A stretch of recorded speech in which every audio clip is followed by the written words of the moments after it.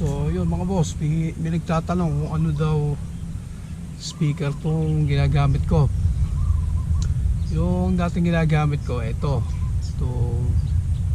ibang model to. Ito yung nabili ko lang sa 150 lang yata yung bili ko rito sa sa Shopee. Pero okay naman din siya, malakas, malayo yung connectivity din ng Bluetooth. Ang problema lang, hindi siya waterproof. Kaya minsan ginamit ko, nilalayo ko naman siya ng 20 yards gano'n. Umulan ng bigla umulan ng malakas, nabasa yung speaker. So yun, hindi na siya gumana, nasira lang tuluyan. So ginawa ko, bumili ako ng bago, ganun uli. Itong model din uli na to yung binili ko kasi nga mura. Ang isa sa doon, isa sa pang sa kanya, yung ilaw. Pagka tumatawag ka o yung ginagamit mo, sumasabay yung ilaw sa sa speaker. Kaya minsan yun, nagugulat yung mga tinatawag mo paglapit. Ano to, disco? Ayaw, maalis din sila agad. So ginawa ko, nahuhugot naman tong LED niya. Nahuhugot naman. Hinugot ko, binuksan ko yung loob ng speaker, tapos sinugot ko nga tong ilaw para hindi na nagdi-disco yung mga tinatawag ko. Di okay na.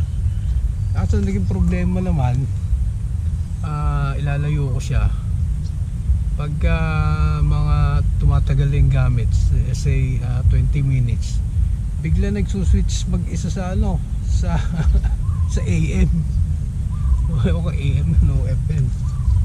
Kaya yun, tatayo ka na naman para kuhanin siya, tapos i-reset na naman siya. Maya ganun na naman. Nagsawa na ako, isip ko bibili na naman bago, magkano na ako, paulit-ulit lang. Kaya bumili na ako ng maayos-ayos na speaker. Total, lagi naman din gagamitin.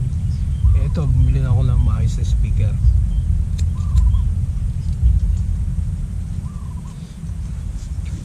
Ito nga pala yung speaker ko.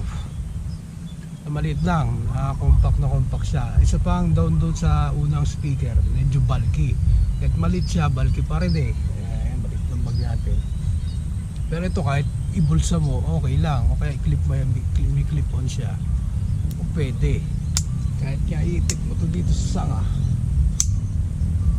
kaya pwede rin. So, napakadaling i-set up, napakadaling dalhin. Ito yung Monster. Ayan, gawa siya ng Monster. Ayan, yung nababasa nyo.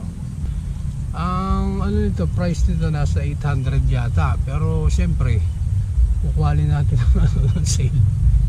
Ngayon, nakuha siya ng sale sa halagang 580 yata, gano'n. Okay na, tsaka siya, IP 65 yata, gano'n. Hindi siya totally waterproof, pero ayun, rainproof na rin, splash proof, gano'n. Kahit nasubo ko na umuulan, hindi siya nababasa. Kunti na. Hindi siya nasisira kahit na umuulan. Tsaka sa lahat ng Bluetooth speaker na tinignan ko roon, tingnan nyo rin yung connectivity, halos ito yung pinakamalayong connectivity nakalagay sa details, product details, 20 hanggang 25 yata ang abot dito sa na okay na pagdating sa sa Bluetooth na maliit ang Bluetooth speaker, malayo yung connectivity. Tsaka hindi siya hassle, hindi ka mukha nung isang ginagamit, tinataas ko pa minsan yung yung cellphone ko para maabot niya. Ito kahit mahangin, okay gamitin to. Monster, ito nga pala gamit ko, Monster na Bluetooth speaker. So ilang mga sa tanong na anong ginagamit kong Bluetooth speaker, ito ginagamit ko. Ilang, paalam.